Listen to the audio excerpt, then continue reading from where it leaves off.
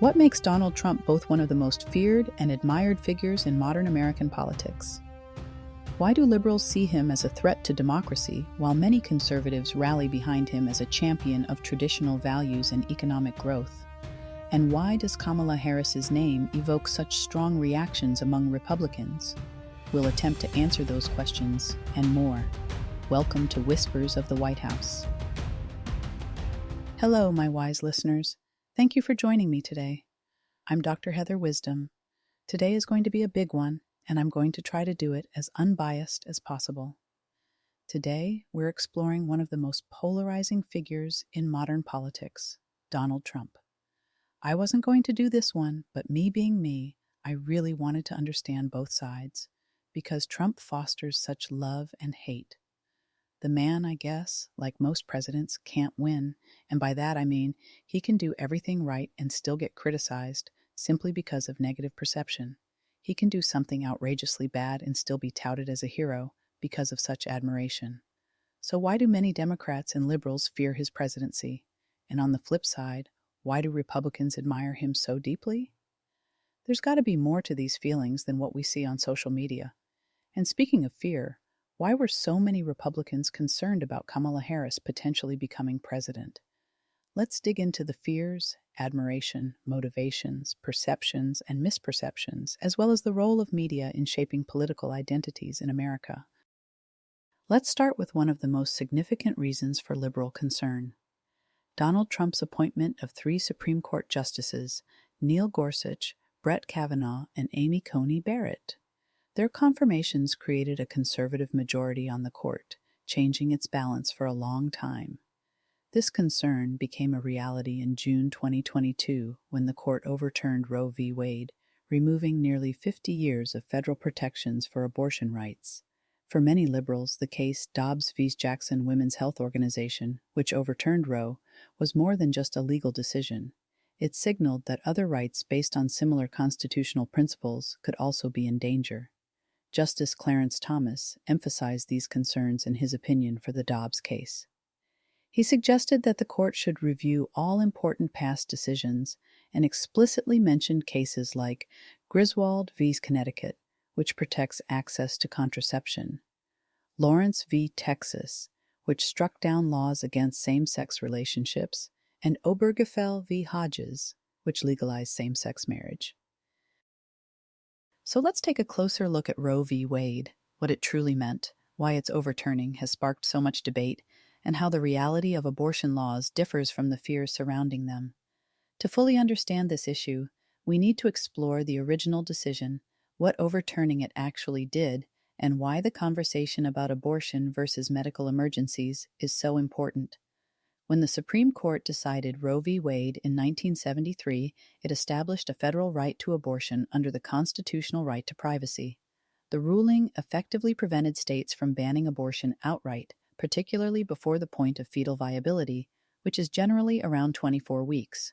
However, Roe left room for states to regulate abortion after viability or impose other restrictions, such as waiting periods or parental consent laws. For nearly 50 years, this federal standard provided consistent nationwide protections for abortion access, regardless of where someone lived. In 2022, the Supreme Court's decision in Dobbs v. Jackson Women's Health Organization overturned Roe v. Wade, ending the federal protection for abortion and returning the authority to regulate abortion to the states. For conservatives, this was celebrated as a victory for federalism and the principle that states should govern themselves on issues not explicitly outlined in the Constitution. Advocates argue that abortion laws should reflect the values of local populations and be determined by state legislatures rather than imposed by federal courts.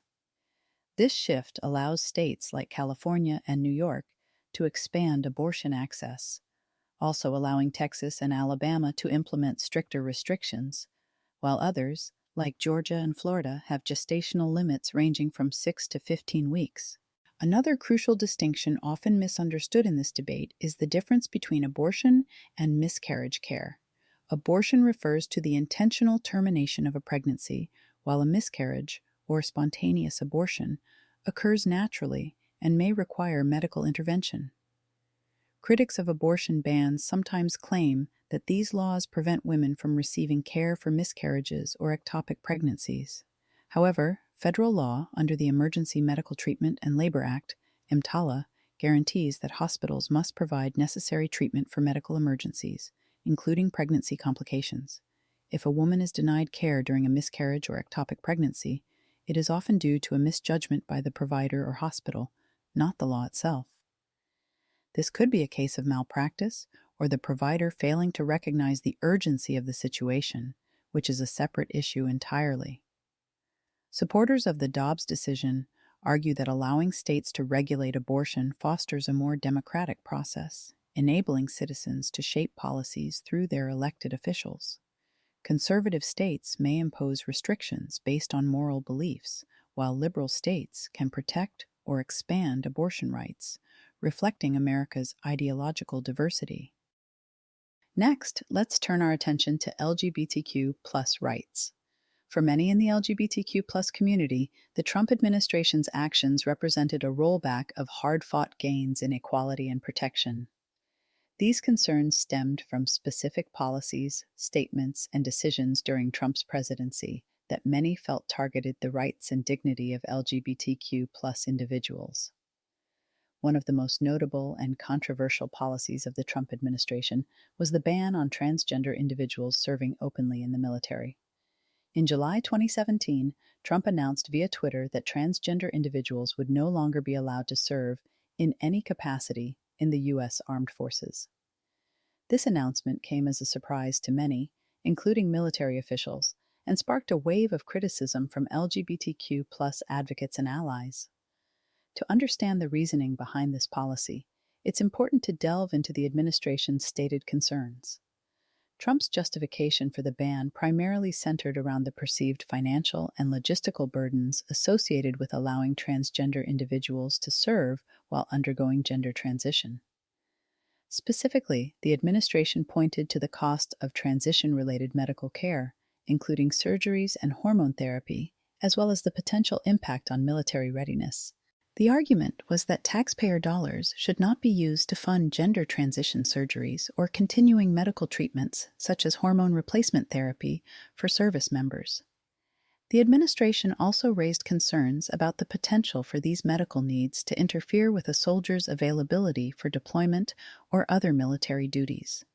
Trump's position was not that transgender individuals should be barred entirely from serving in the military, but rather that they could serve if they paid for their own transition-related medical care and were able to meet all other military standards. Supporters of the policy argued that the military's primary mission is national defense, and anything perceived as a distraction or drain on resources could compromise that mission. They contended that the costs associated with transition-related care, while small relative to the overall military budget, were unnecessary expenses for the Department of Defense. Additionally, some argued that the unique medical needs of transgender service members might pose challenges for deployment in combat zones or other high-stress environments where consistent access to medical care is limited. Critics of the ban argued it was discriminatory and unsupported by evidence. Studies, including one from the Rand Corporation, indicated that transition-related care for transgender service members would cost less than 0.1% of annual military healthcare spending and have minimal effects on unit cohesion. They also pointed out that other manageable medical conditions do not lead to disqualification, highlighting the bias against the LGBTQ+ community in targeting transgender individuals. Eventually, the Supreme Court allowed the modified version of the ban to take effect, while litigation continued. Under this policy, transgender individuals could serve if they had not yet transitioned and agreed to serve in their biological sex as assigned at birth, and those who had already transitioned while serving under the previous Obama-era policy were allowed to continue serving. The ban was later reversed by President Joe Biden in 2021, restoring the ability for transgender individuals to serve openly and access the medical care they need while in the military. Another significant decision during the Trump administration that sparked controversy was the rollback of non-discrimination protections for LGBTQ+ individuals under the Affordable Care Act, ACA. In 2020, the Department of Health and Human Services, HHS, changed how a key part of the ACA, Section 1557, was interpreted. This section previously banned discrimination on the basis of sex in federally funded healthcare programs. Under the Obama administration, the definition of sex included protections for gender identity and sexual orientation. This meant that LGBTQ+ individuals could not be denied care or coverage just for being who they are. The Trump administration reversed this interpretation, defining sex strictly as biological sex at birth. This change removed federal protections for transgender individuals, allowing healthcare providers and insurers to deny care based on religious or moral objections. The rationale behind this rollback decision stemmed largely from the Trump administration's emphasis on religious freedom and reducing federal oversight.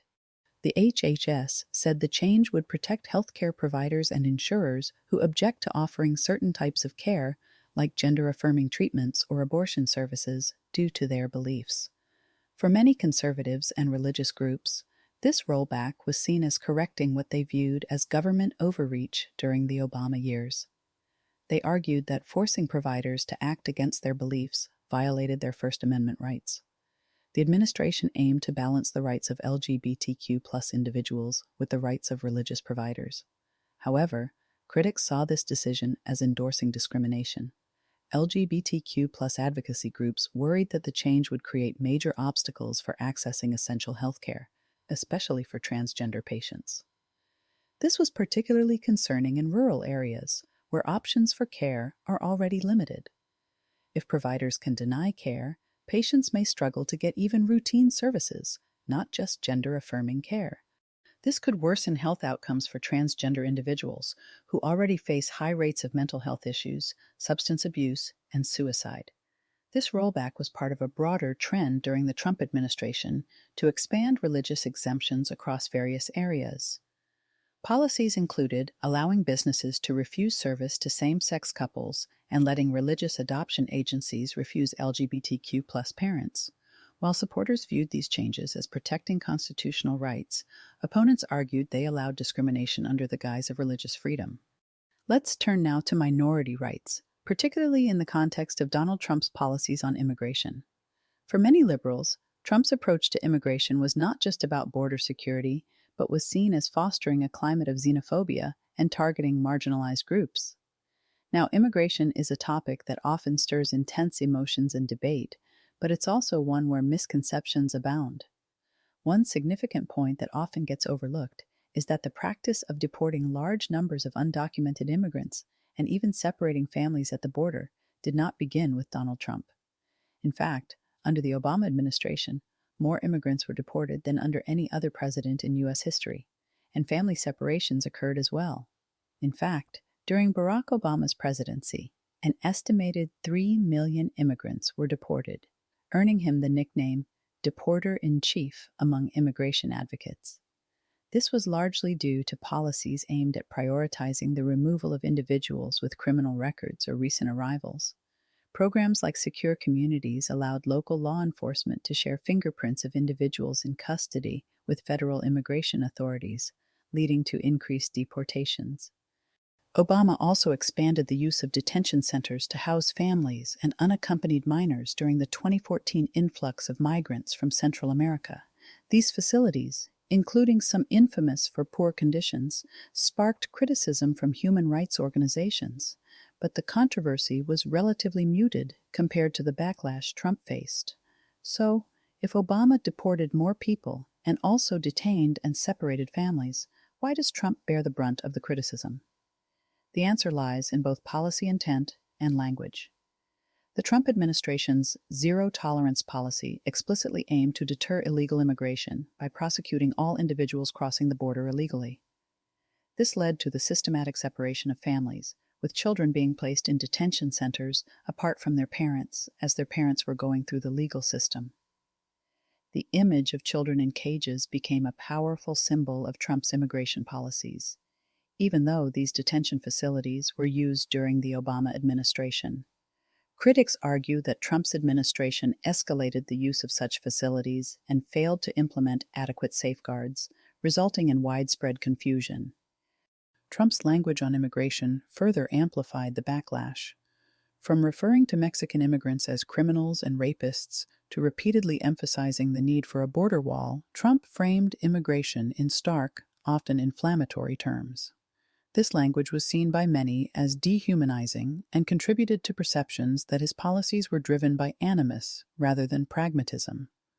By contrast, Obama framed his immigration policies as tough but fair, emphasizing deportations of criminals while advocating for a path to citizenship for undocumented immigrants already in the U.S. While his actions drew criticism from immigrant advocacy groups, his tone and messaging were more measured, which helped mitigate public outrage.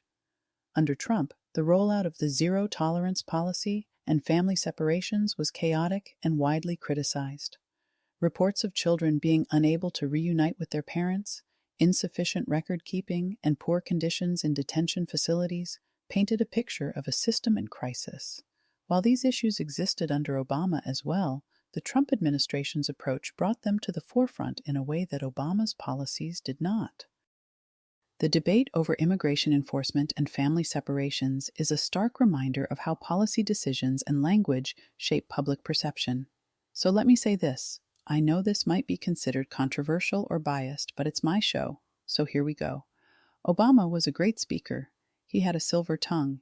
He spoke with such confidence and eloquence that he could easily grab your attention. However, I want you to consider this. If Trump were able to articulate the border crisis as effectively as Obama did, would we be more supportive? Trump's tell it how it is, no frills, not sugarcoating, can come off as harsh, rude, uncompassionate, and, well, sometimes unprofessional. I wonder if he spoke the way I have seen in the past, like in his years-old interviews with Oprah, if he would have had such backlash. But I digress. Understanding this context is critical for moving beyond partisan blame and working toward solutions that address the systemic challenges of immigration in a way that reflects American values. Finally, let's address one of the most profound areas of contention during Donald Trump's presidency, the perception of democracy itself. For many Democrats, Trump's refusal to accept the results of the 2020 election and his role in the events of January 6th represented an unprecedented challenge to the peaceful transfer of power, a cornerstone of American democracy.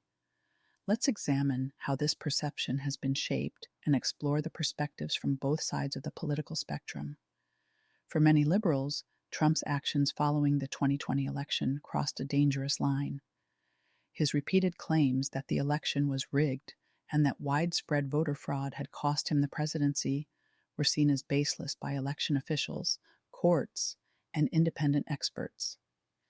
Despite losing numerous legal challenges to overturn election results, Trump continued to assert that he had won, fueling doubt in the electoral process among his supporters. For many conservatives, however, the events surrounding the 2020 election are viewed through a different lens. Trump's claims of election fraud resonated with a significant portion of his base, not necessarily because of concrete evidence, but because they tapped into a broader distrust of institutions, including the media, the courts, and election officials. Many conservatives felt that Trump's concerns about irregularities, such as changes to voting procedures during the pandemic, were valid and deserved to be fully investigated. From this perspective, Trump's refusal to concede was not an attack on democracy, but a reflection of his determination to fight for what he and his supporters believed to be a fair process. For his base, Trump's insistence on challenging the results was framed as a defense of election integrity, even if it meant pushing boundaries that had traditionally been respected. Many conservatives argue that the scrutiny directed at Trump's rhetoric and actions ignores similar behavior by Democrats in past elections. They point to instances where Democrats questioned the legitimacy of Republican victories, such as the objections to George W. Bush's win in 2000 and Trump's win in 2016, arguing that both sides have, at times, undermined confidence in the electoral process. Then there's the events of January 6, 2021, which remain one of the most polarizing and widely discussed incidents in modern American history. For many, it was a dark day, a direct assault on democracy. But as with any significant event, the truth is layered, and different narratives have emerged about what really happened. But really did happen. For that, we need another episode. For now, let's sum it up. The basic sequence of events is clear. After the Save America rally, where then-President Trump delivered a speech about the possibility of election fraud, a significant portion of the crowd marched to the Capitol, where a joint session of Congress was in the process of certifying the 2020 Electoral College results. As tensions escalated, the group entered the Capitol building and disrupted the certification process. The narratives surrounding January 6th highlight the broader challenges facing American democracy. For liberals, the event underscored the dangers of political extremism and the need to safeguard democratic institutions. For conservatives, the aftermath raised concerns about the weaponization of the incident to suppress dissent and label political opponents as insurrectionists. What remains contested, however, is the nature of how this breach occurred and who was responsible for allowing it to escalate. But again, I think January 6th has been talked about to death, but with new information emerging and videos coming out, it may require its own episode. Now let's flip the script and explore why Donald Trump inspires such deep admiration among many Republicans. At the heart of Trump's appeal is his anti-establishment persona. Trump positioned himself as an outsider who would drain the swamp in Washington. For many Republicans, this resonated as a much-needed shakeup of entrenched political elites who, in their view, had lost touch with the needs of ordinary Americans. Trump's economic policies are another cornerstone of his popularity. Many Republicans point to the Tax Cuts and Jobs Act of 2017, which lowered corporate tax rates and boosted stock market growth, as evidence of his success in fostering economic prosperity. Trump's aggressive stance on deregulation also won him praise from business leaders and small government advocates alike. By February 2020, the unemployment rate had dropped to 3.5%, the lowest in 50 years. Median household income reached an all-time high in 2019, and wages grew fastest for lower-income earners, which Trump touted as proof that his policies benefited working Americans. His approach to foreign policy further solidified his support.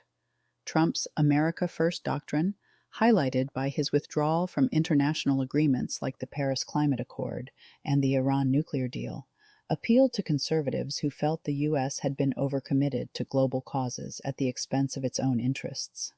His tough stance on China, including tariffs and trade negotiations, resonated with voters concerned about economic competition and national security. And then there's cultural identity. Trump's unapologetic style, often framed as telling it like it is, struck a chord with many Americans who felt alienated by political correctness.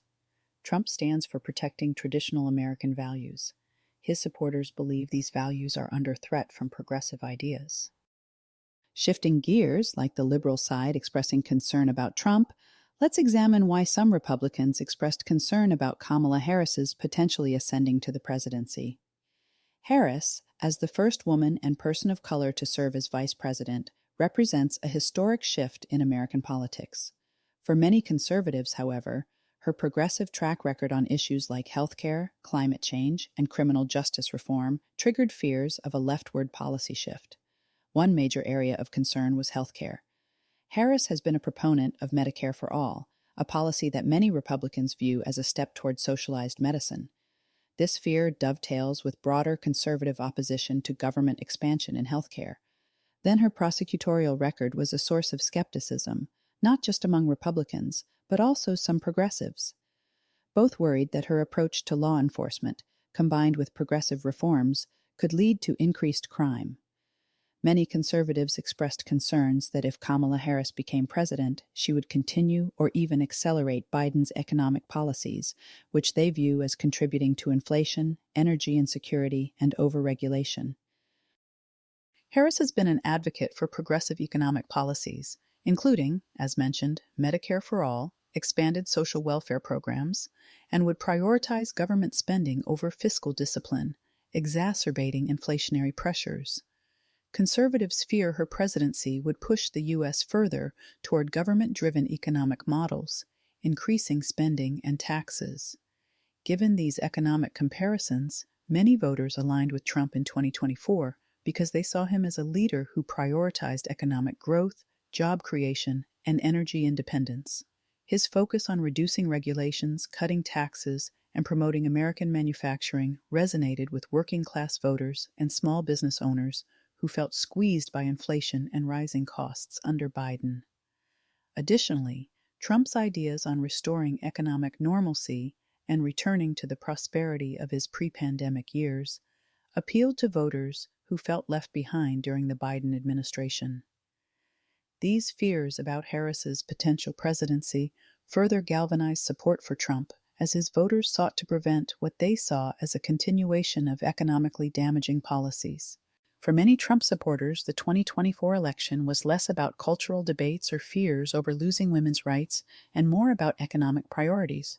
Economic stability, job creation, and financial security were top concerns, particularly for working-class voters who felt the effects of inflation, rising energy costs, and stagnant wages. While issues like abortion rights dominated headlines, many of Trump's supporters believed those debates were better handled at the state level and did not resonate as directly with their day-to-day struggles. The debate over women's rights and abortion seemed to highlight deeper ideological divides. While liberals often framed the overturning of Roe v. Wade as a catastrophic loss for women's autonomy, many conservatives felt this portrayal overlooked the broader spectrum of reproductive options. Trump supporters frequently criticized the left for focusing so intensely on abortion, as though it were the only form of birth control, often neglecting discussions about preventive measures like condoms, birth control pills, and long-acting contraceptives. For these voters, the emphasis on abortion overshadowed efforts to promote education about and access to other contraceptive methods, which could reduce the need for abortion altogether. This perception led many conservatives to see the left's rhetoric on abortion as overly dramatic and disconnected from practical solutions to prevent unwanted pregnancies, neglecting to see that the left's belief was that Roe v. Wade may be just the beginning of the reversal of more rights. Ultimately, Trump supporters viewed economic policies, such as reducing taxes, controlling inflation, and supporting energy independence, as having a far greater impact on their quality of life. This focus on practical, bread-and-butter issues often overshadowed concerns about cultural and social policies, solidifying Trump's appeal as a candidate who prioritized their financial well-being. So how much of these perceptions, both the fears and the admiration, are shaped by media? Well, quite a lot, actually. Social media platforms in particular play a huge role in amplifying political polarization. Algorithms prioritize content that sparks engagement, often favoring emotionally charged posts. This creates echo chambers, where users are exposed primarily to views that reinforce their existing beliefs. For example, liberals may encounter posts that highlight Trump's controversial speech, while conservatives are shown content emphasizing his achievements. Traditional media also plays a part. Networks often cater to specific political audiences, framing stories to align with their viewers' ideologies. This framing influences how people interpret events and political figures, deepening divides. The media has a significant responsibility to present the facts. Unfortunately, both social media and mainstream news, as well as some friends, often prioritize being the first to share information, regardless of its accuracy or completeness. They tend to frame stories in a way that appeals to their audience or provides just enough information without necessary context. Here's the question. Are our fears and admirations solely driven by the media? Not necessarily. Many of these feelings are rooted in deeply held values and genuine policy differences. The media amplifies these divides, making compromise and dialogue more difficult. For any argument you present, I can find an opposing viewpoint. For example, If you firmly believe that the Earth is flat and want to debate it, I can easily find information online supporting the idea that it is actually spherical or oval. Conversely, someone else will find evidence to argue that it is round. The bottom line is that whatever you believe, your online algorithms will reinforce that belief. Donald Trump and Kamala Harris represent two sides of a deeply polarized political landscape. For liberals, Trump's presidency signals a threat to progress on social justice, equality, and democratic norms. For conservatives, Harris embodies a shift toward progressive policies that challenge traditional values and free market principles. In the end, these sentiments are shaped by a mix of policy realities, cultural identity, and yes, media influence. As we navigate these divides, the challenge lies in finding common ground, because no matter our differences, we all share a stake in the future of this nation. Thank you for joining me on this episode of Whispers of the White House. Don't forget to subscribe and share your thoughts on today's discussion. Until next time, stay informed, stay engaged, and as always, stay wise.